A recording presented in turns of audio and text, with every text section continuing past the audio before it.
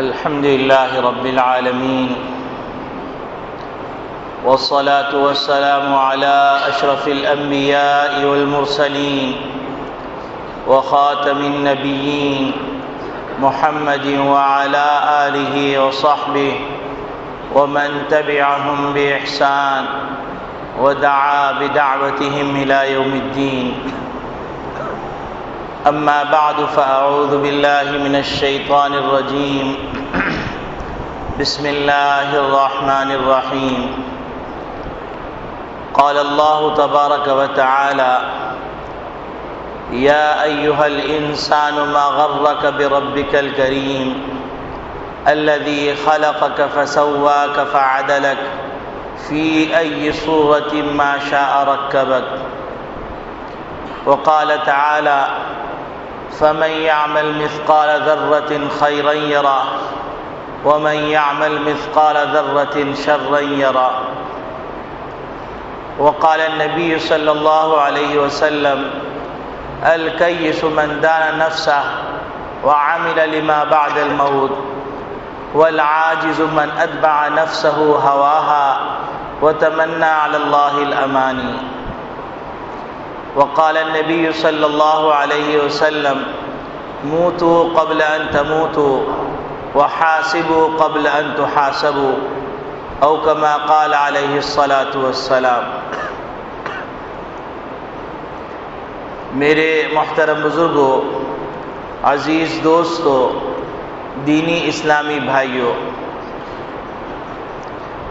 اس وقت امت جس دوراہے پہ کھڑی ہوئی ہے اور جن مصائب کا شکار ہے اور جن آزمائشوں کی چکی میں پس رہی ہے، وہ سب پر آیا ہے.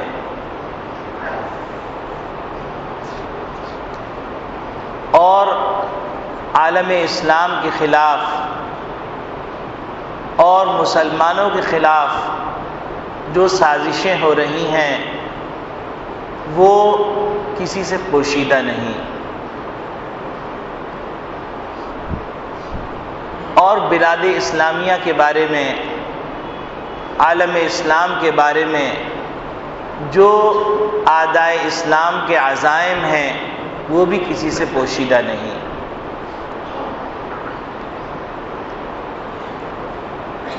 مسلمان جس کو اللہ رب العالمین نے یوں کر کے خطاب کیا تھا: کنتم خیر امت اخرجت للناس، کہ تم بہترین امت ہو اور تم کو ایک خاص مقصد کے لیے پیدا کیا گیا ہے. وہ خاص مقصد کیا ہے؟ کہ تم کو دنیا سے فساد کو ختم کرنا ہے اور دنیا کے اندر اچھائیوں کو پھیلانا ہے اور لوگوں کو برائیوں سے روکنا ہے اور اپنا رشتہ ایک ایسی ذات سے جوڑ لینا ہے جس ذات کے قبضے قدرت میں عزت بھی ہے، سربلندی بھی ہے، کامیابی ہے، کامرانی ہے، خوشیاں ہیں، راحت ہے، اور دنیا کا سارا نظام وہ ذات چلا رہی ہے. اس ذات سے اپنے رشتے کو استوار کر لینا ہے. جس وقت یہ آیت نازل ہوئی تھی اور اس کے مخاطبین اول جو لوگ تھے ان کی تعداد اگر دیکھی جائے تو آدمی حیران رہ جاتا ہے کہ اتنی بڑی دنیا کے اندر چند افراد جن کی پہلی دفعہ مردم شماری ہو رہی ہے تو 500، دوسری دفعہ مردم شماری ہو رہی ہے تو 1700، اور تیسری دفعہ مردم شماری ہو رہی ہے تو 1500. ان کو خطاب کر کے اللہ رب العالمین فرما رہے ہیں: کنتم خیر امت اخرجت للناس، کہ تم بہترین امت ہو، یعنی 1500 کے مجموعے کو اللہ رب العالمین بہترین امت قرار دے رہے تھے. اور پھر اس 1500 کے مجموعے کو جو ذمہ داری دی جا رہی تھی وہ پورے دنیا کے اندر انقلاب برپا کرنے کی ذمہ داری دی جا رہی تھی. پورے نظاموں کے مقابلے میں ایک عدل کا، انصاف کا نظام دینے کی ذمہ داری دی جا رہی تھی. اور جس زمانے میں یہ خطاب کیا جا رہا ہے، جو تفسیر پڑھتے ہیں اور تفسیر کا شغف رکھتے ہیں وہ جانتے ہیں کہ جس وقت یہ ذمہ داری دی جا رہی ہے، جس وقت خطاب اول کیا جا رہا ہے، اس وقت ایک طرف رومن امپائر ہے، دوسری طرف پرشین امپائر. دو سپر طاقتیں جن کا اپنا کلچر بھی ہے، جن کے پاس وسائل کی بہتات ہے، جن کے آپس میں ایک دوسرے سے خوف کا رشتہ ہے. رومن امپائر پرشین امپائر سے اور پرشین امپائر رومن امپائر سے ڈر رہا ہے. اتنی عظیم طاقت، اور دنیا کے اندر جن کا سکہ چل رہا ہے، جن کا فرمان جاری ہو جائے تو کسی کو اس سے انکار کرنے کی ہمت نہ ہو. ایسی حالت کے اندر ایک امت کے مجموعے کو خطاب کیا جا رہا ہے اور کہا جا رہا ہے کنتم خیر امۃ اخرجت للناس، کہ تم بہترین امت ہو اور تمہیں اس کائنات کے اندر اللہ کے نظام کو قائم کرنا ہے. اور تم کو دنیا کو یہ بتلانا ہے کہ جتنے بھی باطل نظام ہیں وہ حقیقتاً باطل ہیں، اور عدل کا نظام وہ اسلام کا نظام ہے. اور پھر دنیا نے دیکھا کہ مخاطبین اول جو تھے انہیں اللہ رب العالمین کے اس فرمان کو سچا کر دکھایا. اگر تجزیہ نگار جس طرح کے آج کل کے تجزیہ نگار ہوتے ہیں ان کے تجزیے پہ چھوڑ دیا جاتا تو تجزیہ نگار لکھتے کہ یہ اللہ کا فرمان غلط ثابت ہو گیا. لیکن یہاں پر تجزیہ نگار کا قلم رک جاتا ہے، اس پہ ایک ارتعاش کی کیفیت طاری ہو جاتی، کبھی طاری ہو جاتی ہے کہ وہ قوم، وہ ملت جو کہ ایک دوسرے کے خون کی پیاسی تھی وہ شیر و شکر کس طرح ہو گئی، جن میں آپس میں اختلافات اتنے شدید کہ اگر ایک مرغی کا بچہ کسی کے کھیت میں آ کے دانا چگ لیتا تو اس پہ تلوار نیام سے باہر نکلتی تو 40 سال تک واپس نہیں جاتی. وہ کیسے شیر و شکر ہو گئے، ان میں ایسا کیسا انقلاب برپا ہو گیا کہ وہ اپنے گھر کے اندر بھی دوسرے کو حصہ دینے کے لیے تیار ہو رہے ہیں. دنیا نے سارے منظر دیکھے، مورخ انگوش بدندہ رہ گیا کہ وہ لوگ جن کو بدو کہا جاتا تھا، جن کو اعرابی کہا جاتا تھا، جن کو امی کہا جاتا تھا، جو ان پڑھ شمار کیے جاتے تھے، جن کے اوپر کوئی بھی سپر پاور اپنی حکمرانی کرنا اپنے لیے باعث بے عزتی سمجھتا تھا، تو وہ قوم کے اندر ایسا انقلاب کیسے برپا ہو گیا.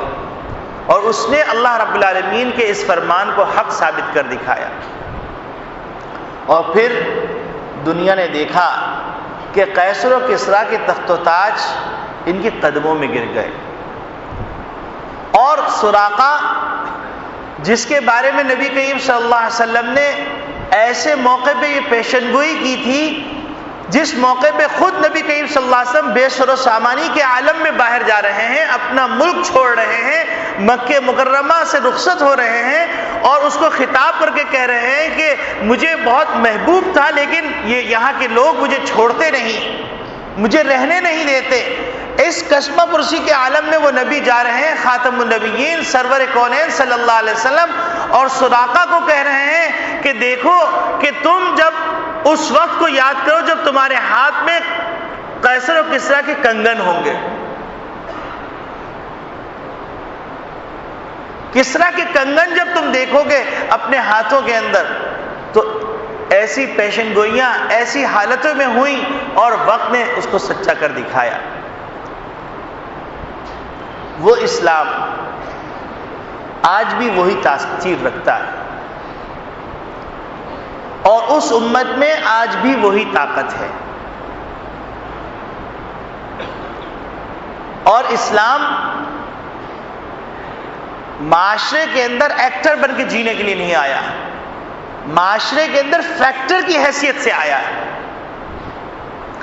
ڈگڈگی کے بندر کی حیثیت سے نہیں آ رہا، بلکہ لوگوں کو ایک صراط مستقیم کی ترتیب پر لے کے آنے کے لیے آیا ہے.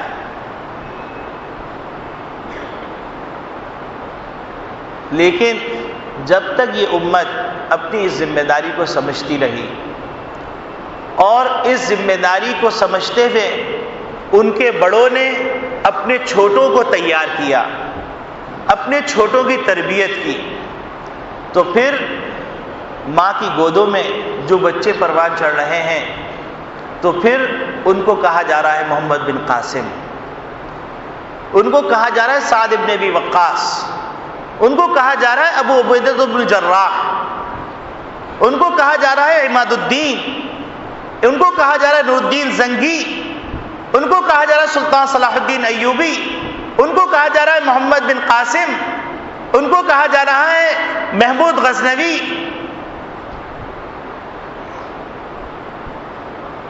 ان کو کہا جا رہا ہے ائمہ اربع، امام ابو حنیفہ، امام مالک، امام احمد بن حنبل، امام شافعی رحمۃ اللہ علیہ، ان کو یہ کہا جا رہا ہے. ان کو کہا جا رہا ہے ابن الہیثم، ان کو کہا جا رہا ہے امام راضی، ان کو کہا جا رہا ہے امام غزالی، ان کو کہا جا رہا ہے ابن سیرین، ان کو کہا جا رہا ہے حسن بصری. کون سی فہرست ہے؟ جس میدان میں اٹھائیے، حدیث کے میدان میں اٹھائیے تو آپ کو ایک طویل فہرست کی، اس کے اوپر پوری کتابیں کئی جلدوں کی بن جائیں. فقہ کے اندر اٹھائیے تو آپ کو آئین و دستور سے متعلق پوری کتابیں اور فہرستیں مل جائیں. پھر آپ اسی طریقے سے اسماء الرجال میں چلے جائیے، اسی طریقے سے اصول حدیث میں چلے جائیے، اسی طریقے سے اصول فقہ میں چلے جائیے، پھر اسی طریقے سے فلسفے کے اندر جو ایک انقلابی پیش رفت کرنے والوں کو دیکھیے تو وہاں نظر آئیں گے، اسی طریقے سے علم کلام میں دیکھیے تو آپ کو وہاں نظر آئیں گے. اور پھر آپ بر صغیر آ جائیے تو بر صغیر کے اندر بھی ایسے افراد جو جبال العلم قرار دیے جائیں گے. یہ وہ لوگ افراد تیار ہوتے ہیں کہ جن لوگوں نے قرآن کے اس فرمان کو سمجھا تھا، اس ذمہ داری کو سمجھا تھا، اور ان ماؤں نے اپنی گودوں میں ایسے بچوں کی پرورش کی تھی کہ ایک ایک بچہ اپنی ذات کے اندر انجمن تھا. وہ جہاں پر بھی بیٹھ جاتا تو وہ چراغ سے چراغ جلاتا چلا جاتا. لیکن جب امت نے اپنے اس مقام کو بھلایا، اپنی اس ذمہ داری کو فراموش کیا، پھر تاریخ نے دیکھا کہ بلندی کی اس بلندی سے نیچے آ کے اس پستی میں گئے کہ جس پستی کا تصور اس سے زیادہ ممکن نہیں.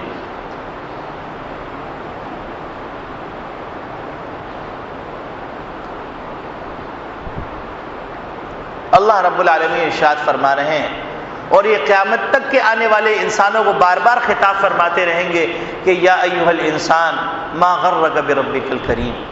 اے انسان، تمہیں کس چیز نے دھوکے میں ڈال دیا؟ اپنے پروردگار کے بارے میں جو تمہارا پالنہار ہے، جو تمہارا رزاق ہے، جو تمہارا پروردگار ہے. الذی خلقک فسواک فعدلک، جس نے تم کو اتنے خوبصورت سانچے میں پیدا کیا، تمہیں حسن و جمال کے اس مقام پہ پہنچایا کہ جس نے خود تم کو سند دی لقد خلقنا الانسان فی احسن تقویم، کہ ہم نے پوری انسانیت کو ایسے سانچے میں پیدا کیا، اس سے زیادہ حسین سانچہ نہیں ہو سکتا. اور اتنی صلاحیتوں سے نوازا، اتنی نعمتوں سے نوازا، تم کو کس نے دھوکے میں ڈال دیا؟ وہ پروردگار دوسری جگہ ارشاد فرما رہا ہے کہ فَمَن يَعْمَلْ مِثْقَالَ ذَرَّةٍ خَيْرًا يَرَهُ وَمَن يَعْمَلْ مِثْقَالَ ذَرَّةٍ شَرًّا يَرَهُ. جو بھی ذرا سی نیکی کرے گا وہ بھی دیکھ لے گا، جو ذرا سی برائی کرے گا وہ بھی دیکھ لے گا.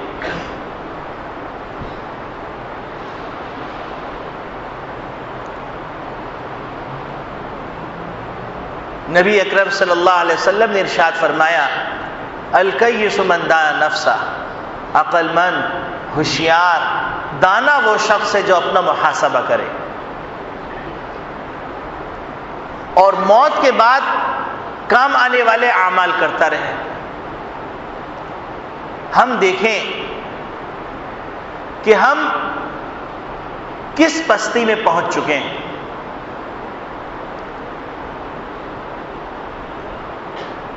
اور غور کریں، اپنا محاسبہ کریں۔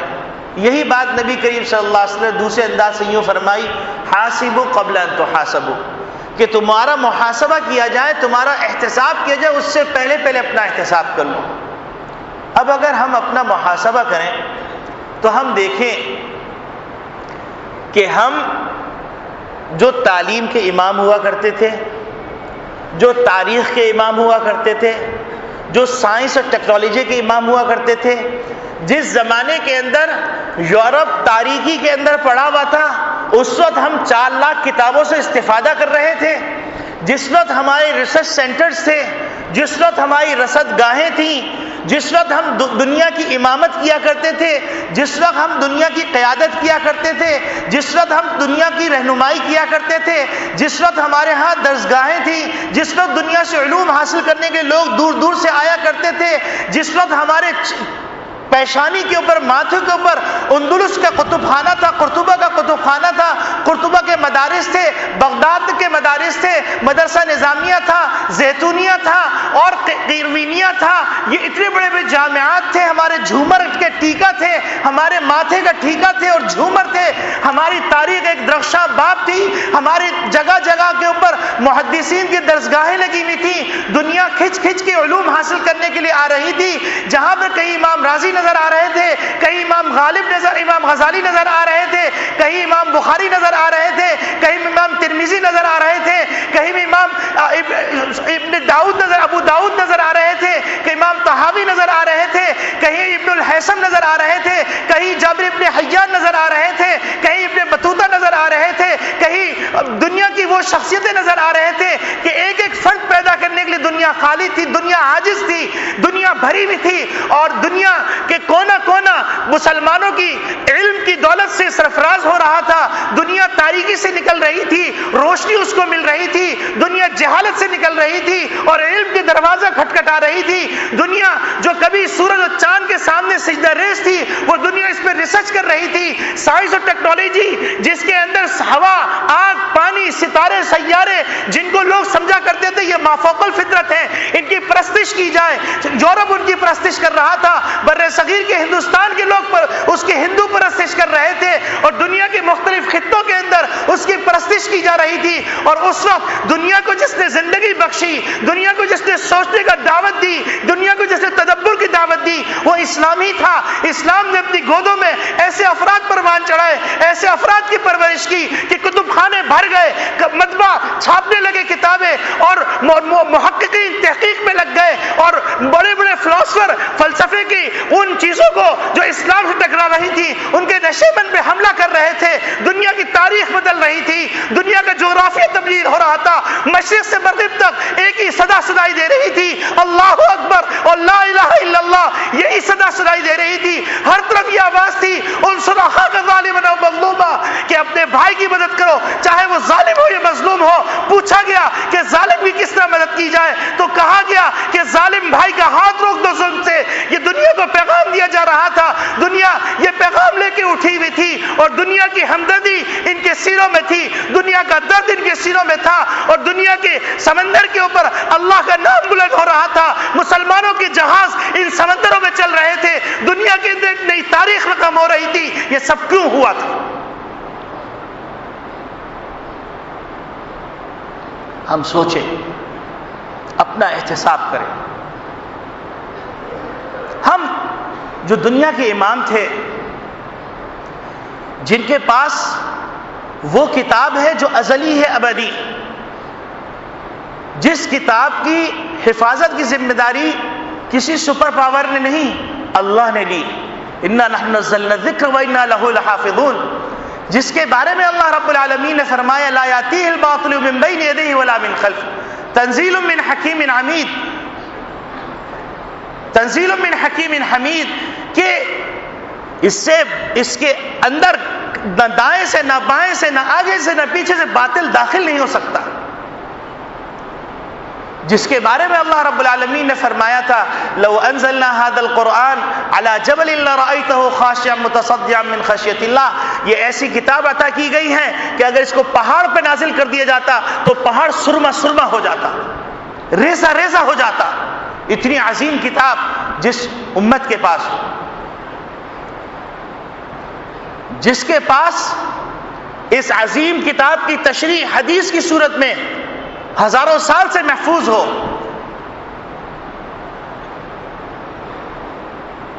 جس نے دنیا کے اندر انقلاب برپا کر دیا ہو،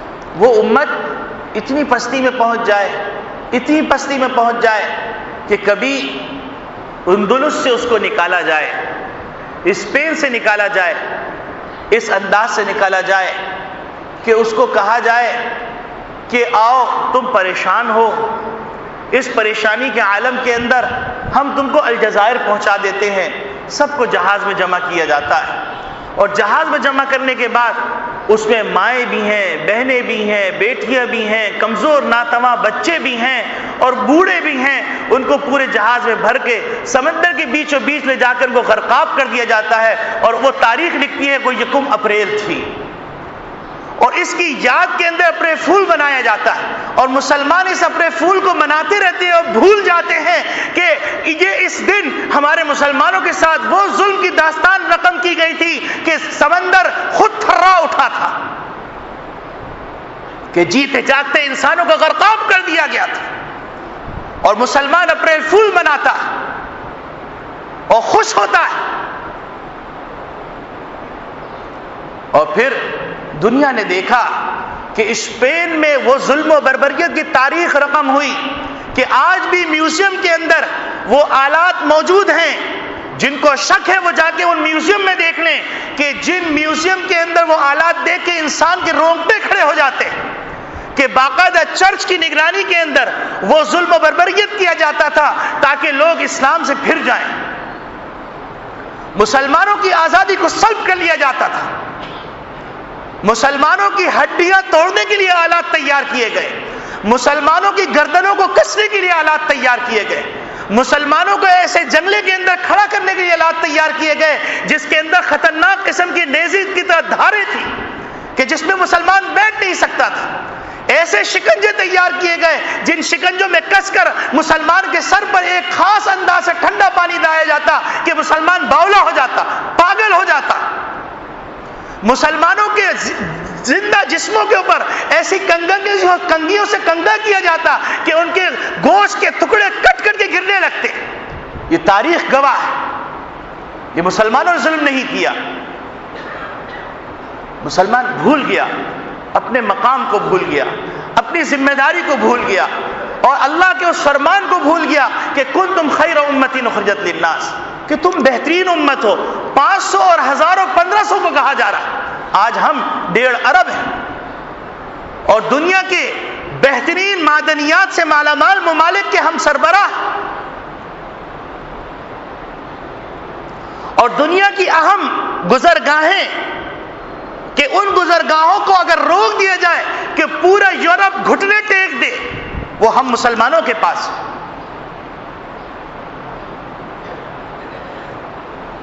اسپین میں جو ظلم و بربریت ہوئی وہ الگ داستان، پھر اس کے بعد الجزائر کے اندر، اس کے بعد دیگر ممالک کے اندر، طرابلس کے اندر جو ظلم کی داستان رقم کی گئی وہ کسی سے پوشیدہ نہیں۔ مسلمان اپنی تاریخ کو نہیں پڑھتا، بھول جاتا ہے۔ ہمارے والد صاحب رحمۃ اللہ علیہ فرماتے تھے کہ ان کی آنکھوں کا دھوکہ ہے کہ دھوکے میں آنے دل چاہتا ہے، جانتے ہیں کہ وہ عیار ہیں، جانتے ہیں وہ مکار ہیں، جانتے ہیں وہ بدماش، لیکن اس کے باوجود ہم ان کے دھوکے میں آنا چاہتے ہیں، ہم ان کی نقالی کرنا چاہتے ہیں، ہم ان کے راستے میں ترقی کرنا چاہتے ہیں، ان کے اصولوں پر چل کے ہم جینا چاہتے ہیں۔ پھر محمد صلی اللہ علیہ وسلم کی تاریخ کو اٹھا کے دیکھیے تو آپ کو بے شمار غزوات نظر آئیں گے، بے شمار سرایا نظر آئیں گے، لیکن مرنے والوں کی تعداد 700۔ اس کے مقابلے کے اندر صرف سیکنڈ ورلڈ وار کے اندر جو صرف وسائل کی اور تجارتی بنیادوں پہ جنگ لڑی گئی، ان کے اندر 1.5 کروڑ سے زیادہ انسانوں کو کشت و خون بہایا گیا۔ یہ انصاف دیں گے، یہ امن دیں گے، یہ عزت دیں گے جن کے ہاتھوں میں خون بہ رہا، جن کے دامن خون سے رنگین ہو چکے ہیں، جن کی زبانوں سے خون، انسانیت کا خون چوسا ہوا ہے۔ پھر اس کے بعد بغداد کی تاریخ کو اٹھا کے دیکھیے، زیادہ دور نہ جائیے، قریب زمانے کی تاریخ اٹھا کے دیکھیے تو آپ کو نظر آئے گا کہ 18 لاکھ آدمی کو بغیر کسی دلیل کے مار ڈالا گیا، ابھی قریب زمانے کی تاریخ کے اندر۔ وہاں کے مقامی لوگوں کو محروم کر دیا گیا۔ اس سے تھوڑا پہلے چلے جائیے تو آپ کو نظر آئے گا طرابلس کے اندر جب ظلم و بربریت کی داستان رقم کی جا رہی تھی تو 80,000 مسلمان مردوں، عورتوں، بچوں کو گھروں سے نکال کر ریگستان میں ڈال دیا گیا۔ اور تاریخ نے لکھا، اور یہودی اور عیسائی محققین نے لکھا، مورخین نے لکھی ہے یہ بات کہ دنیا نے دیکھا کہ جتنے جانور تھے بھوک اور پیاس سے سسک سسک کے مر گئے، اور لوگ پیاس سے تڑپتے تھے، پانی مانگتے تھے، پانی میسر نہیں تھا۔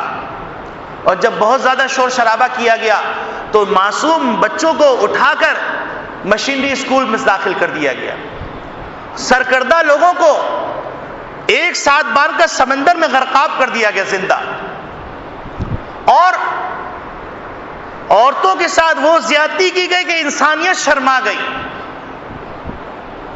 اوپر سے جہازوں سے ان پہ فائرنگ کی گئی۔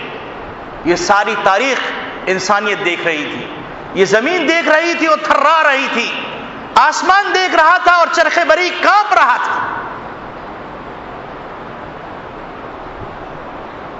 ہم بھول گئے۔ پھر آئیے، آپ گھومتے چلے جائیے، صرف چیدہ چیدہ میں واقعات کی طرف اشارہ کر رہا ہوں، تاریخ کے اوراق دیکھیے آپ جا کے۔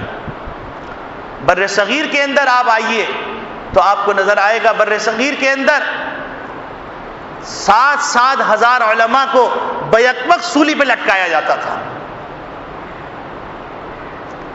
بر صغیر کی تاریخ کے اندر آپ دیکھیں گے کہ وہ ظلم کی داستان رقم کی جا رہی تھی صرف اس بنیاد پر کہ وہ کہتے تھے لا الہ الا اللہ، اس کی سزا دی جا رہی تھی۔ وہ یہ کہتے تھے کہ زمین کے اوپر اللہ کی زمین ہے، اللہ کی زمین پہ اللہ کا نظام ہونا چاہیے، اس کی سزا دی جا رہی تھی۔ پاکستان وجود میں آنے سے پہلے 50 لاکھ افراد کی قربانی دی گئی، عورتوں کی عزتیں لوٹی گئی ہیں، بچیوں کو اغوا کیا گیا ہے، ماؤں کو ان کے جگر گوشوں کو ماؤں کے سامنے ذبح کر دیا گیا، نیزے میں اچھال کے ان کو 2 ٹکڑے کر دیے گئے۔ وہ وقت بھی دنیا نے دیکھا کہ بچہ پیاس اور بھوک سے بلک رہا ہے اور کوئی انتظام نہیں، باپ مجبور ہو کے اپنا پیشاب بوتل میں بھر کے اس کو پلا رہا ہے۔ ہم بھول گئے، یہ سارے واقعات بھول گئے، ہم بھول گئے۔ امرتسر، امبالہ کے اندر اور لدھیانہ کے اندر اور دیگر علاقوں کے اندر مسجدوں میں آج بھی کتے بندے ہوئے ہیں، آج بھی وہاں پر سور پل رہے ہیں، آج بھی وہاں گھوڑے اور گائے بیل بندے میں، ہماری خانقاہیں ویران ہو گئی۔ وہ مسجدیں جن سے اللہ اکبر کی صدا سنائی دیتی تھی آج وہ ترس رہی ہے کہ وہاں پر کوئی اللہ اکبر کہے۔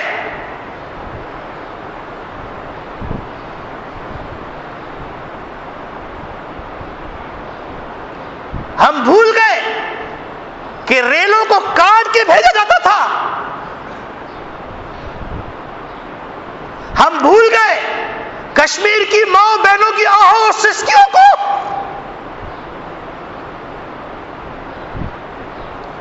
جن کو دن کی روشنی میں ذلیل کیا جاتا ہے، جن کے تکے بوٹی بنائے جاتے ہیں، ہم بھول گئے اس تاریخ کو.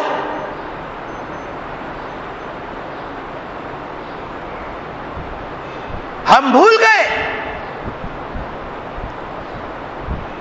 کہ ہمارے وسائل کو کس طرح ضائع کیا جاتا ہے.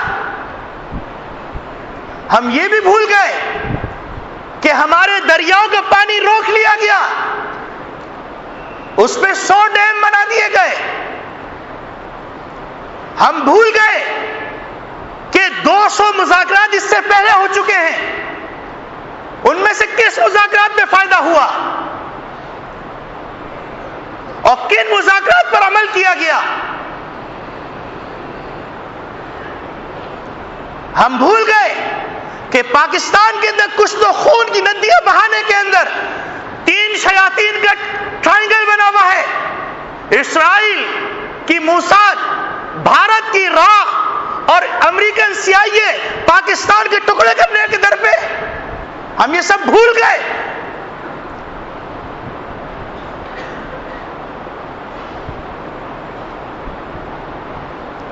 ہم یہ بات بھول گئے کہ کتنے مواقع کے اوپر ہم سے بے وفائی کی گئی، ہم کو دھوکہ دیا گیا. کیا بنگلہ دیش ہمارا حصہ نہیں تھا؟ مشرقی پاکستان کے اوپر ہمارا حق نہیں تھا؟ وہ کون سے اصول تھے کہ جس کی بنیاد پر اندرا گاندھی نے باقاعدہ بنگلہ دیش کے اندر اپنی فورسز داخل کی؟ یہ سب بھول گئے ہم. اور کیا ہم یہ بات بھی بھول گئے کہ پاکستان کو ہر میدان پہ تنہا کرنے کے لیے اس وقت بھارت کیا کچھ نہیں کر رہا؟ چاہے خارجی معاملات ہوں، چاہے داخلی معاملات ہوں، حتیٰ کہ کرکٹ کے میدان کے اندر بھی پاکستان کو تنہا کیا گیا. یہ بھول گئے ہم.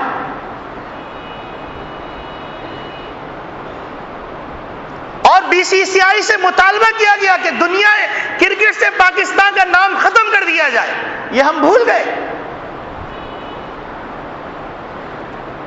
دوستی اور محبت کے اندر ہم اتنے فراموش کر گئے اپنے آپ کو، اتنا فراموش کر گئے کہ جس دن کرکٹ کے نام پر دن منایا جا رہا ہے تو اس دن پاکستان کو اربوں روپے کی تجارت کا نقصان ہوتا ہے. اور اس پاکستان ہندوستان کے نام پر کرکٹ کروانے کی بنیاد پر دنیا کی کرکٹ کا مہنگا ترین سٹہ کھیلا جاتا ہے. اور وہ جگہ جس کا بکنگ 5,000 روپے ہے، وہ بکنگ 25,000 میں میسر نہیں آتی. کس کو فائدہ ہو رہا؟ وہ اشتہارات جو 1 لاکھ سے 4 لاکھ روپے میں ٹی وی کو ملتے تھے، وہ اشتہارات انڈین ٹی وی کو 18 لاکھ سے 24 لاکھ میں فروخت ہوئے. کس کو فائدہ ہوا؟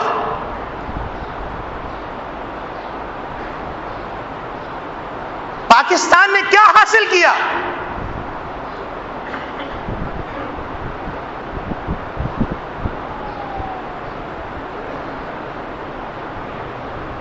نہ تجارتی فائدہ، نہ مذہبی فائدہ، نہ کسی اور قسم کا فائدہ.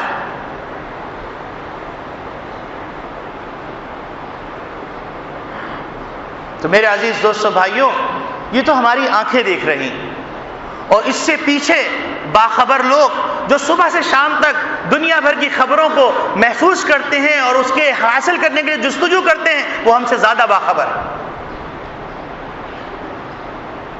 ہم سوچیں کہ ہم اپنی قوم کو کہاں لے کے جا رہے ہیں. ہماری قوم غموں سے چور، جس کے اندر ڈرون حملوں کے غم، جس کے اندر خودکش حملوں کے غم، جس کے اندر مہنگائی کے غم، جس کے اندر جہالت کے غم، جس کے اندر بد امنی کا غم، جس کے اندر دہشت گردی کا غم، جس کے اندر آپس کی سرپھٹول کا غم، جس کے اندر اقتدار کے اندر رسہ کشی کا غم، جس کے اندر ہر لمحے ہر لہجہ سود کے بوجھ تلے ڈبنے کا غم، جس کے اندر وہ غم جس غموں کا تصور کرنا مشکل کہ ریمنڈ ڈیویز جیسی دہشت گرد شخصیت کا غم، غموں سے چور قوم، اس پہ میڈیا کے ذریعے سے مختلف ذرائع کے ذریعے سے ایک بخار طاری کر دیا گیا، اور بخار طاری کرنے کے بعد اس انتہا پہ پہنچا دیا گیا کہ جیسے مذہبی معاملہ، اور پھر کامیابی جھولی میں سجا کے دے دی جائے اور پھر کہا جائے کھیل کو کھیل کی طرح کھیلنا چاہیے. تو کیا ضرورت تھی اس کو اتنے اوپر تک لے کے جا کے پوری قوم کو آہو سستیوں کے اندر رلا دینا؟ 80 افراد آن ریکارڈ جو گولیوں کا نشانہ بنے ہیں، خوشی کے اندر مختلف کھلاڑیوں کے آؤٹ ہونے کی خوشی میں جو فائرنگ کی گئی، ہزاروں روپے کی مٹھائی جو جمع کی گئی تھی لوگوں نے غم کے اندر روڈوں پہ پھینک دی اور سمندر میں دریا برد کر دی جا کر. کیا ضرورت تھی اتنا بخار چڑھانے کی؟ اور پھر اس کے صلے میں کیا ملا؟ ساری چیزیں ہندوستان کی جھولی میں، ہماری جھولی میں کیا ملا؟ حضرت مولانا فضل الرحمان مدظ اللہ العالی قائد جمعیت، ان پہ خودکش حملہ اسی دن ہو رہا. کیا یہ زمین علماء کے خون سے رنگین ہونے کے لیے بنائی گئی؟ کیا علماء کی کبھی قیمت مانی جائے گی یا نہیں مانی جائے گی؟ کیا علماء کی قربانیوں کا اعتراف کیا جائے گا کہ نہیں کیا جائے گا؟ ان کو اپنا محسن سمجھا جائے گا کہ نہیں سمجھا جائے گا؟ یا اسی طرح گاجر مولی کی طرح ہر عالم کو قتل کرنے کے در پہ رہا جائے گا، کاٹنے کے در پہ رہا جائے گا؟ ہم سوچیں کہ ہم خود کہاں جا رہے ہیں، اپنی قوم کو کہاں لے کے جا رہے ہیں.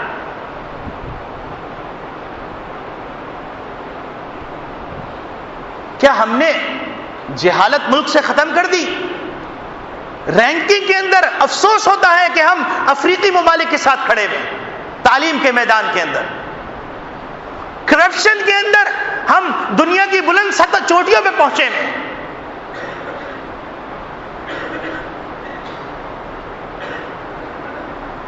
کیا قوموں کے فیصلے کھیل کے میدانوں میں ہوتے ہیں؟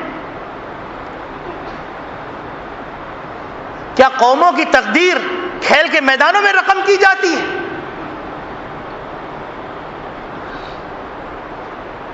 نبی اکرم صلی اللہ علیہ وسلم ارشاد فرما رہے ہیں، حاسبوا قبل ان تحاسبوا، اپنا احتساب خود کرو قبل اس کے کہ تمہارا احتساب کیا جائے. یاد رکھو اللہ نے قیامت تک کے لیے اصول بتلا دیا ہے، فوق کل ذی علم علیم، ہر علم والے کے اوپر ایک علم والا ہے. یہ نہ سمجھو کہ تم کو جو ڈھیل ملی ہوئی ہے یہ تمہاری خیر کے لیے دی گئی. انما نملی لہم خیر لانفسہم، یہ نہ سمجھے کہ ہم نے جو ان کو ڈھیل دی ہے یہ ان کی بہتری کے لیے. انما نملی لہم، ہم نے ان کو جو ڈھیل دی ہے یہ کس لیے دی ہے؟ سنستدرجہم من حیث لا یعلمون، ایک ہی سی جگہ سے پکڑے گی کہ پانی مانگے گے تو پانی نہیں ملے گا. اپنی بھول کو درست کر لیں.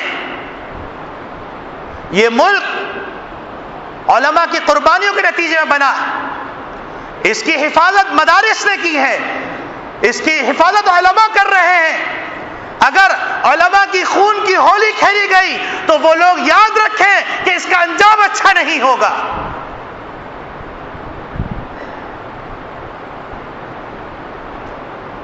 تو میرے عزیز دوستو بھائیوں، یہ حالات ہم کو جھنجھوڑ جھنجھوڑ کے کہہ رہے ہیں کہ تمہارا ملک ایک ایسے دوراہے پہ پہنچا ہوا ہے کہ جس دوراہے پہ فیصلہ کرنا ہے کہ تمہیں عزت سے جینا ہے یا مر کے جینا ہے، بے عزتی سے جینا ہے، لوگوں کے ٹکڑوں پہ جینا ہے، غلام بن کے جینا ہے، یا سربلندی کر کے ساتھ اور آقا کے ساتھ بن کے جینا ہے.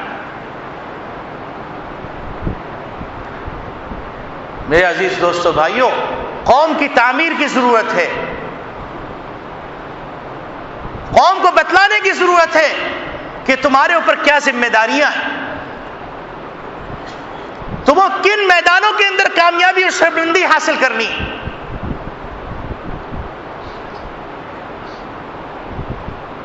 حاسبوا قبل ان تحاسبوا. آج یوم الاحتساب ہے، ہم اپنا احتساب کریں، ہر فرد اپنا احتساب کرے کہ ہم اپنی قوم کے ساتھ وفادار ہیں، ہم اپنے ملک کے ساتھ وفادار ہیں، ہم اسلام کے ساتھ وفادار ہیں، ہم قرآن کے ساتھ وفادار ہیں، ہم محمد صلی اللہ علیہ وسلم کے ساتھ وفادار ہیں، یا ذلت و رسوائی کے سودا کرنے کے لیے پیدا کیے گئے، یا دنیا کا گوشت صاف کرنے کے لیے پیدا کیے گئے. ایک وقت وہ تھا کہ محمد صلی اللہ علیہ وسلم کے مٹھی بھر صحابہ، ان کی حیثیت وہ تھی کہ مٹھی بھر صحابہ پوری کائنات میں سمائے نہیں سمجھ رہے تھے. اور آج ہم 1.5 ارب ہو کر جب چاہتا ہے جو چاہتا ہے ہمارا کان موڑ دیتا ہے، جب چاہتا ہے جو چاہتا ہے ہم سے فیصلے کرواتا ہے، اپنی شرائط میں معاہدے کرواتا ہے، قوموں کا سودا کرواتا ہے، قوموں کو بے عزت کرواتا ہے، ملکوں کو یرغمال بناتا ہے، ملکی وسائل کو لوٹتا ہے.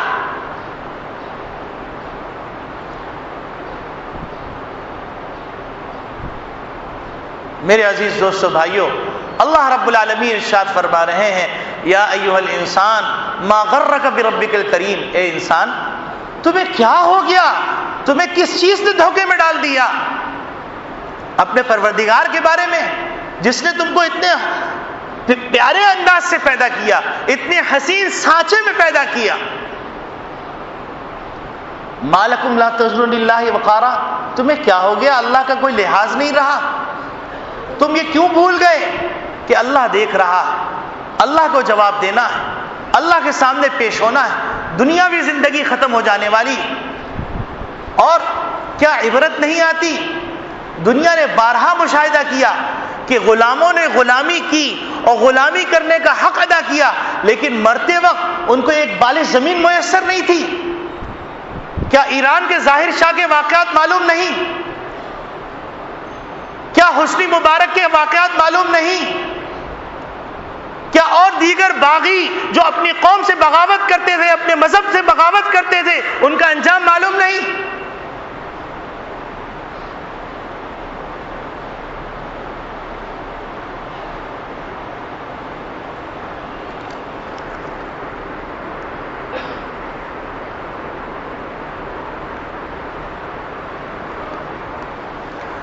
تو میرے عزیز دوستو بھائیوں،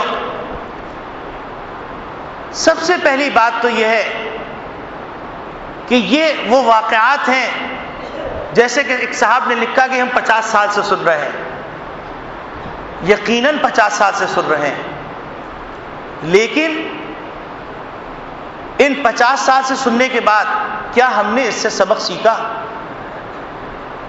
کیا ہم نے قوم کی تعمیر کی فکر کی؟ اس وقت ضرورت اس بات کی ہے کہ 2 طبقے کھڑے ہو جائیں، ایک دانشور طبقہ، ایک اہل علم کا طبقہ. اور وہ طبقے کھڑے ہو کر میڈیا والوں کو اس بات پر آمادہ کریں کہ قوم کی صحیح فکری تعمیر کریں، قوم کو صحیح پیغام دیں. حتیٰ کہ ہندوستان اگر ڈرامے اور فلمیں بناتا ہے تو اس کے پیچھے بھی ہندو ذہن کام کر رہا ہوتا ہے. ہم اس بحث میں نہیں جا رہے، یہ تو علماء اکرام اور فقہاء اکرام لکھیں گے، مفتیان اکرام لکھیں گے کہ ٹی وی کی شرعی حیثیت کیا ہے. لیکن آپ نے کون سی فتوے کی بنیاد پہ ٹی وی چینل بند کر دیے؟ اگر ٹی وی چینل بنانا ہی ہے، ٹی وی چینل چلانا ہی ہے تو قوم کے مفاد میں چلائیے. ایسے پروگرام ڈیزائن کیجئے جس سے قوم کو پتہ چلے کہ برصغیر میں مسلمانوں کی کیا تاریخ تھی، مسلمانوں نے 1000 سال میں کیا علمی شہپارے چھوڑے. اندلس کی تاریخ سنائیے، بغداد کی تاریخ سنائیے، اور ایسے پروگرام ڈیزائن کیجئے جس کے اندر قوم کی یکجہتی کی تعمیر ہو، فکری تعمیر ہو، یکجہتی کا درس ملے. ایسے پروگرامز بتلائیے کہ جس کے اندر جعلی ملمہ سازی کو کامیابی کے راستے پہ چلتے ہوئے نہ دکھائیے، کرپشن کو چلتا ہوا نہ دکھائیے، عیاشی اور بدماشی کو کامیابی کی راستہ مت بتلائیے، جس میں بتلائیے کہ حج و حق بولنے والے کو کیا نتیجہ ملا، سچ بولنے والے کو کیا نتیجہ ملا، اچھے اخلاق والوں کو کیا ملا، برے اخلاق والوں کا انجام کیسا برا ہوا۔ ایسے پروگرام ڈیزائن کیجیے۔ آپ پروگرام ڈیزائن کر رہے ہیں جس میں وڈیرا شاہی سکھ دکھلائی جا رہی، جس میں بدماشی سکھلائی جا رہی، ایسے پروگرام بنائیے جس میں کم سن بچوں کی فکری تعمیر ہو، جس میں اللہ کی وحدانیت کا احساس ہو، جس میں محمد صلی اللہ علیہ وسلم کے امتی ہونے کا احساس ہو۔ ایسے پروگرام بنائیے، ایسے پروگرام ڈیزائن کیجئے جس میں اچھا بننے کا شوق پیدا ہو، ایسے پروگرام بنائیے جس میں آداب اسلامیہ کی تعلیم ہو، ایسے پروگرام بنائیے جس میں آخرت کا تصور ہو، ایسے پروگرام بنائیے جس میں قرآن کریم کی طرف ترغیب ہو، ایسے پروگرام دکھائیے جس میں قرآن کا فہم پیدا ہو۔ پوری قوم کو اس طرح کام کرنا پڑے گا، مجنونہ جذبے کے ساتھ کام کرنا پڑے گا، اخباری نمائندوں کو بھی اس صحت نہج پہ کام کرنا پڑے گا، مضمون نویس اور قلم نگاروں کو اس نہج پہ کام کرنا پڑے گا، قوم کی گرتی ہوئی ساکھ کو بلند کرنا پڑے گا، اللہ رب العالمین پر اعتماد بحال کرنا پڑے گا، اسلام پر اعتماد بحال کرنا پڑے گا، اللہ کی ذات عالی پر غیر متزلزل یقین پیدا کرنا پڑے گا۔ یہ نہیں کہ مضمون نویس لکھیں کہ اگر تم نے اللہ کے لیے جہاد کیا تو تم دہشت گرد شمار کیے جاؤ گے۔ مجھے بتلائیے، کیا ہیروشیما ناگاساکی میں مسلمانوں نے دہشت گردی کی تھی؟ مشرق تیمور میں مسلمانوں نے دہشت گردی کی، سوڈان میں مسلمانوں نے دہشت گردی کی، کشمیر میں مسلمان دہشت گردی کر رہے ہیں، عراق میں مسلمانوں نے دہشت گردی کی، بوسنیا میں مسلمانوں نے دہشت گردی کی، کوسوو نے مسلمانوں نے دہشت گردی کی، چیچنیا میں مسلمانوں نے دہشت گردی کی۔ جواب دیجئے۔ مضمون نویسوں کو حق لکھنا پڑے گا، حق کہنا پڑے گا، قوم کو بتلانا پڑے گا کہ ہم آج تک تمہاری آنکھ میں دھول جھونکتے رہے، ہم تم کو مغربی استعمار سے ڈراتے رہے، تم کو ذہنی غلام بناتے رہے، مسلمانوں کو ذہنی غلامی سے نکالنا پڑے گا۔ یہ ہے کرنے کا کام۔ مسلمان کو ذہنی غلام کر دیا، مسلمان کو مردہ ذہن کر دیا، پست ہمت کر دیا، حوصلے شکستہ کر دیے، مسلمانوں کو احساس کمتری میں مبتلا کر دیا۔ ان کالم نویسوں نے، ان مضمون نگاروں نے، ایسے افراد تیار کرنے پڑیں گے۔ اور کسی کے اندر اگر ایمان کی چنگاری ہے اس کو پالش کر کے زندہ کرنا پڑے گا، اس کو جلا بخشنی پڑے گی، ان کو کہنا پڑے گا کہ میاں تم نے چنٹکوں کی خاطر جو کچھ کیا اب توبہ کر لو، لوٹو، اپنے پروردگار سے وابستہ ہو جاؤ، رسول اللہ صلی اللہ علیہ وسلم کے دامن سے وابستہ ہو جاؤ، اور اس کے بعد اس قوم کی تعمیر کرو۔ اور قوم کی تعمیر اسی طرح ہوگی جس طرح قرآن نے مکے میں تعمیر کی۔ ان آیات کو دیکھیے، ان کے شان نزول کو دیکھیے، ان واقعات کو دیکھیے، سیرت طیبہ کے ان حالات کو دیکھیے جن حالات کے اندر محمد صلی اللہ علیہ وسلم نے اس قوم کو حوصلہ دیا تھا، اس قوم کو سربلندی کا عزم دیا تھا، اس قوم کے شکستہ اخلاق کو بلند اخلاق سے تبدیل کیا تھا۔ اس طرح تعمیر کرنی پڑے گی۔ اور پھر معاشرے کے اندر یہ مزاج پیدا کرنا پڑے گا کہ وہ حق کو حق کہہ سکے اور بد کو بد کہہ سکے، وہ حق کا ساتھ دے اور ناحق کا مخالفت کرے، چاہے اپنی مفادات پہ کتنی چوٹ آتی ہو۔ قومی مزاج کو بدلنا پڑے گا، رشوت کی نفرت بٹھانی پڑے گی، اس کے عذاب سے ڈرانا پڑے گا، سود کو ختم کرنا پڑے گا، مفاد پرستی کی لعنت کو ختم کرنا پڑے گا، خود غرضی کو مٹانا پڑے گا، ایثار و قربانی کے جذبات پیدا کرنے پڑیں گے۔ ایسے پروگرام بنائیے اور ہر مکتب فکر کو متحد ہونا پڑے گا، اور ہر ایک کی ایک فکر ہونی چاہیے، اس قوم کو بچانا ہے، اس ملک کو بچانا ہے، امت مسلمہ کو بچانا ہے۔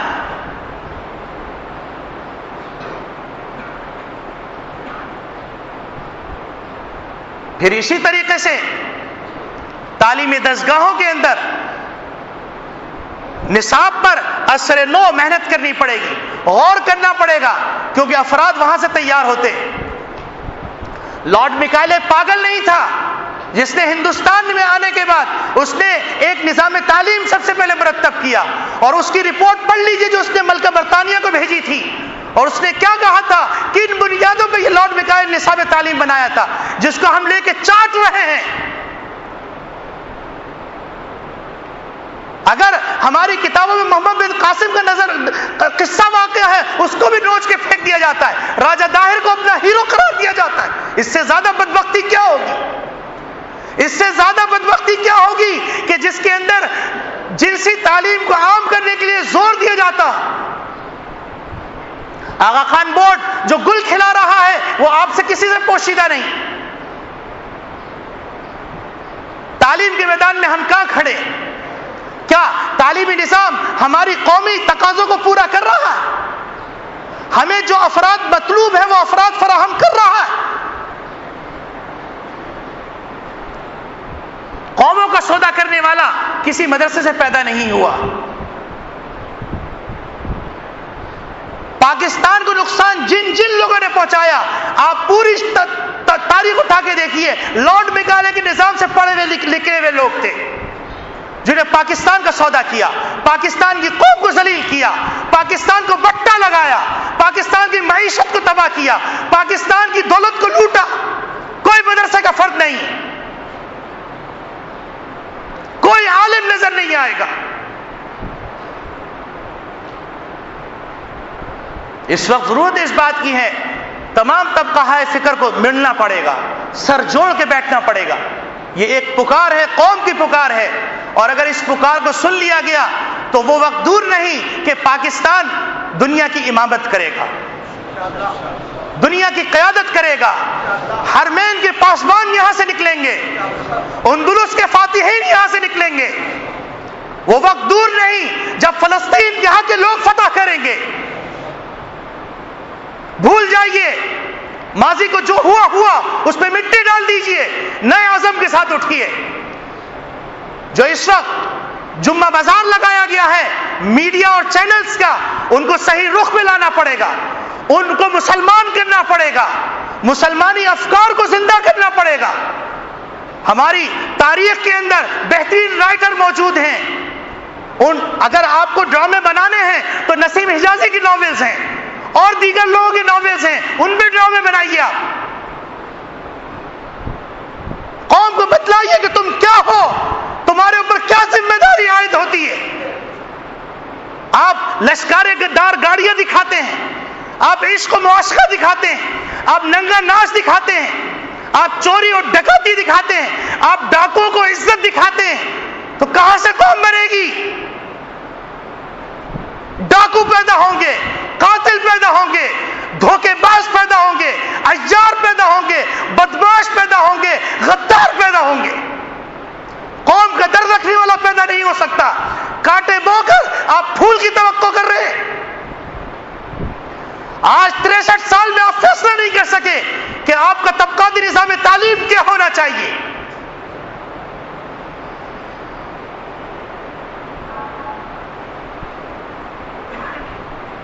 اور میں تو یہاں تک کہنے کے اوپر مجبور ہوں کہ اگر کسی ایک فرد پہ اتفاق نہیں ہوتا تو ایک شورا بنا لیجئے، ایک لجنہ بنا لیجئے۔ اس لجنہ کے اندر وہ لوگ جن کے اندر درد ہو، جن کے اندر غم ہو، وہ لجنہ جمع ہو جائے اور پوری قوم کی رہنمائی کرے۔ چھوڑ دیجئے کہ ایسا فرد پیدا نہیں ہوا جس میں سب کا اتحاد ہو، تو جن پر جن کا اتحاد ہے وہ سب اتحاد کر لیں، اور پھر پورے مجنونہ جذبے کے ساتھ ایک ایک گھر پہ جائیں، ایک ایک دروازے کو دستک دیں کہ اب تمہاری آزادی کا وقت ہے، یہ تمہاری آزادی کا معاملہ ہے، آزاد جینے کا معاملہ ہے، تمہارے دین کا معاملہ ہے، تمہاری دھرتی کا معاملہ ہے، تمہارے حرمین شریفین کا معاملہ ہے، تمہارے بیت المقدس کا معاملہ ہے۔ میرے عزیز دوستو بھائیو، آپ کو شاید یہ بات معلوم نہیں کہ بیت المقدس مسجد اقصی نیچے سے کھود ڈالی گئی ہے۔ آپ کو شاید یہ معلوم نہیں کہ مسجد اقصی کے اوپر آگ کا حملہ ایک عرصے پہلے کیا گیا تاکہ پوری مسجد اقصی جل جائے اور اس پہ ہیکل سلیمانی کی بنیاد رکھی جائے. آپ بھول گئے, آپ شاید پڑھ نہ سکے, لیکن یہ بھی ذہن میں رہے. آپ کیا سمجھ رہے ہیں کہ اس وقت بر صغیر کے علاوہ مڈل ایسٹ کے اندر جو حالات پیدا ہو رہے ہیں یہ حادثاتی حالات ہیں؟ 30 سال پہلے اس کا پروگرام بنایا گیا تھا اور رفتہ رفتہ اس پہ کام ہو رہا ہے. اور وہ غلام جو ان کی غلامی کر رہے تھے اب ان کا کام پورا ہو گیا ہے, تو اب یہ آقا خود اپنا کام تکمیل کے لیے لے کے آ رہے ہیں, گریٹر اسرائیل کا منصوبہ بنا رہے ہیں. اور 57 اسلامی ممالک کے درمیان جو ایک لڑی ہے, اس لڑی کے بیچ کے اندر وہ ایک بڑا روڑا کرنا چاہتے ہیں عیسائی اسٹیٹ کے نام پر, اور مسلم ممالک میں جا بجا عیسائی اسٹیٹ بنانا چاہتے ہیں. مسلمانوں کے مزید حصے بکھرے کرنا چاہتے ہیں. وہ ڈنکے کی چوٹ پہ کہہ رہے ہیں صلیبی جنگ ہے, اور ہم اپنی قوم کو بھلا رہے ہیں, اپنی قوم کو بہکا رہے ہیں, اپنی قوم کو سلا رہے ہیں. اور قوم کو باور کرانا چاہتے ہیں کہ دنیا کے اندر ہم نیک نامی پائیں گے کرکٹ کے میدان میں جا کر. تعلیم کا بیڑا غرق, معیشت کا بیڑا غرق, ایوانوں کا بیڑا غرق, بلدیاتی اداروں کا بیڑا غرق, اور کرکٹ کے میدان میں ہم دنیا میں سربلندی پائیں گے, ہم عزت پائیں گے. اس کو مذہبی مسئلہ بنا کے دکھایا جا رہا, قوموں کے زخموں میں نمک چھڑکا جا رہا. ایک طرف سیمی فائنل جھولی میں ڈالا جا رہا ہے, دوسری طرف ایک متفقہ جماعت کے سربراہ مولانا فضل الرحمان صاحب پہ قاتلانہ حملہ کیا جا رہا. دوسرے دن پیٹرول گیس سب چیزیں مہنگی کی جا رہی ہے, قوم کو تحفہ دیا جا رہا. اس سیریز سے پاکستان نے کیا کمایا اور ہندوستان نے کیا کمایا, یہ تجزیہ نگار اس پہ تجزیہ لکھے, قوم کو بتلائے کہ ہم نے قوم سے کیسے غداری کی. تو میرے عزیز دوستو بھائیوں, اس وقت تو پاکستان کو جو ضرورت ہے, پاکستان کو ضرورت ہے رنگ و نسل کی تمیز کو مٹا دینے کی, فرقہ وارانہ اختلافات کو بھلا دینے کی, مسلکی اختلافات کو بھلا دینے کی. مسجد, مدرسہ, گھر, بازار اور اسکول اور کالج کی تفریق کو ختم کرنے کی ضرورت ہے. سب ایک جوڑ کے بیٹھ جائیں. ابھی گھر کا مسئلہ ہے, گھر کے بچانے کا مسئلہ ہے, ملک کے بچانے کا مسئلہ ہے, ملک کے مہربانوں کے بچانے کا مسئلہ ہے, قوم کے بچانے کا مسئلہ ہے. بعد میں ہم لڑتے رہیں گے. میں وہ تاریخی جملہ یہاں دہراؤں گا کہ ایک وقت آیا تھا کہ حضرت علی رضی اللہ تعالیٰ عنہ, حضرت معاویہ رضی اللہ تعالیٰ عنہ میں ایک اختلاف ہو گیا تھا کسی معاملے میں, تو رومن امپائر سے پیغام بھیجا گیا اور ان سے کہا گیا کہ معاویہ, علی تم سے ناراض ہیں, تم ایسا کرو ہمارے ساتھ مل جاؤ, ہم تمہاری مدد کریں گے. حضرت معاویہ رضی اللہ تعالیٰ نے فرمایا, اے رومی کتے, یہ سن لے کہ اگر تو نے علی کے اوپر حملہ کرنے کا سوچا تو یاد رکھ علی کے بھراول دستے میں معاویہ کو پائے گا. اس وقت اس جذبے کی ضرورت ہے جو حضرت معاویہ کا جذبہ تھا. آپس کے اختلافات کو بھلا دو اور ایک جسد واحد کی طرح کھڑے ہو جاؤ. درسگاہوں میں کھڑے ہو جائیں, تعلیم گاہوں میں کھڑے ہو جائیں, خانقاہوں میں کھڑے ہو جائیں, دعوت و تبلیغ کے میدان میں کھڑے ہو جائیں. اس ملک کو بچانے کی کوشش کریں. یاد رکھیے, پورے عالم اسلام کے لیے پاکستان دل کی حیثیت رکھتا ہے, اور یہ ایک آنکھ نہ ہندو کو بہاتا ہے, نہ یہودی زائنسٹ کو بہاتا ہے, نہ عیسائی زائنسٹ کو بہاتا ہے. اگر ہر فرد کے اندر یہ فکر پیدا ہو گئی, اور ہر فرد, یہاں ایک بڑا مجمع موجود ہے جس کے مختلف بڑے بڑے تعلقات ہیں, وہ سمجھ لے کہ یہ میرا دین فریضہ ہے, اور ہر فرد اپنے جہاں تک اس کی رسائی ہے اس تک جائے اور ان کا دامن پکڑ کے کہے, خدا کے واسطے آپ لوگ ایک سر جوڑ کے بیٹھ جائیے. ایسا نہیں ہو سکتا. اگر قوم متحد ہو جائے اللہ اس کی رہنمائی نہ کرے. ید اللہ علی الجماع, اللہ کا وعدہ ہے کہ اللہ کی مدد نصرت ایک اتحاد کی صورت میں ہوتی. جو ہوا سو ہوا, لیکن ہم اس وقت مطالبہ کرتے ہیں اور یہ پورا مجمع مطالبہ کرتا ہے کہ مولانا فضل الرحمان صاحب اور ہر دینی جماعت کے سرکردہ لوگوں کی حفاظت کو یقینی بنائیں, اور آئندہ اس قسم کے واقعات سے گریز کریں اور تمام وہ تدبیر جو ایک شہری کو حاصل ہوتی ہیں وہ تمام تدبیریں ان کو دی جائیں اور اس سے زیادہ دی جائیں۔ کیا آپ سب اس سے اتفاق کرتے ہیں؟ جتنے باہر بیٹھے وہ بھی ہاتھ کھڑا کریں، اللہ کے خاطر ہاتھ کھڑا کریں۔ اس وقت ہم سب کا مشترکہ دشمن ایک ہے۔ آپ بھول جائیے کہ جمعیت سے آپ کا کیا اختلاف ہے، فلاں سے کیا اختلاف ہے، اس وقت امت کا مسئلہ۔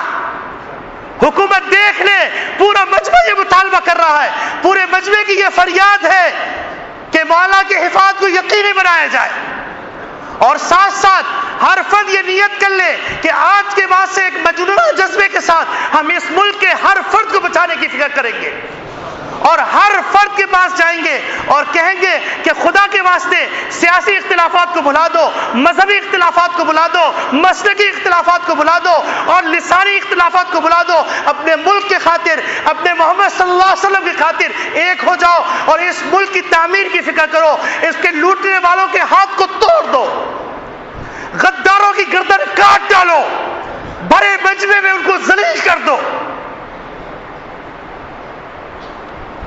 میرے عزیز دوستو بھائیوں، اللہ رب العالمین ارشاد فرما رہے ہیں کہ یا ایھا الانسان ما غرک بربک الکریم، اے انسان تمہیں کیا ہو گیا کہ اپنے پروردگار کے بارے میں غفلت میں پڑ گئے، دھوکے میں پڑ گئے؟ تمہیں کس چیز نے دھوکے میں ڈال دیا؟ اللہ رب العالمین ارشاد فرما رہے ہیں فَمَن يَعْمَلْ مِثْقَالَ ذَرَّةٍ خَيْرًا يَرَهُ وَمَن يَعْمَلْ مِثْقَالَ ذَرَّةٍ شَرًّا يَرَهُ، جس نے رتی برابر بھی نیکی کی وہ بھی دیکھ لے گا، رتی برابر برائی کی وہ بھی دیکھ لے گا۔ اور نبی کریم صلی اللہ علیہ وسلم ارشاد فرماتے ہیں الکیس من دان نفسہ وعمل لما بعد الموت، کہ عقل مند، دانا، ہوشیار وہ شخص ہے جو اپنا محاسبہ کرے اور موت کے بعد کام آنے والی چیزوں کی تیاری کرے۔ والعاجز من اتبع نفسه هواها وتمنى على الله الاماني، عاجز اور کنگال اور قلاش وہ شخص ہے جو اپنی نفس کی پیروی کرے اور اللہ سے بڑی بڑی امیدیں باندھ کے رکھے۔ اور نبی کریم صلی اللہ علیہ وسلم نے ارشاد فرمایا حاسبوا قبل ان تحاسبوا، تم اپنا محاسبہ کر لو قبل اس کے کہ تمہارا محاسبہ کیا جائے۔ یہ اس وقت ایک درد کے ساتھ پیغام ہے، اس پیغام کو اپنا پیغام بنائیے اور اس پیغام کو امت کا پیغام بنا دیجئے، اس آواز کو پورے پاکستان کے چپے چپے میں پھیلا دیجئے، پورے پاکستان کی آواز بنا دیجئے، اور پھر آپ دیکھیے اللہ کا وعدہ ہے، میں جھوٹ بول سکتا ہوں، میرے دوست جھوٹ بول سکتے ہیں، لیکن اللہ جھوٹ نہیں بولتا، اللہ جھوٹا نہیں ہے۔ اللہ نے جن چیزوں کا وعدہ رکھا ہے، کامیابی جس میں رکھی ہے، سربلندی جن چیزوں میں رکھی ہے، عزت جن چیزوں میں رکھی ہے، اسی کی روشنی میں نے یہ فارمولہ دیا ہے۔ اس فارمولے کو اپنائیے اور اللہ سے یقین رکھیے کہ اللہ رب العالمین آپ کو کامیابی بھی دیں گے، آپ کو حفاظت بھی دیں گے، آپ کو سربلندی بھی دیں گے۔ اور اگر اسی جذبے سے آپ نے کام کرنا شروع کر دیا تو وہ وقت دور نہیں کہ دنیا کے لوگ یہاں کا امن دیکھنے آئیں گے، یہاں کی سربلندیاں دیکھنے آئیں گے، یہاں کی رواداری دیکھنے آئیں گے، یہاں کی عزت دیکھنے آئیں گے، یہاں کی بے خواہی دیکھنے آئیں گے، یہاں کے ادارے دیکھنے آئیں گے، یہاں کی ریسرچ سینٹر دیکھنے آئیں گے۔ لیکن ضرورت اس بات کی ہے خواب غفلت سے نکلنا پڑے گا اور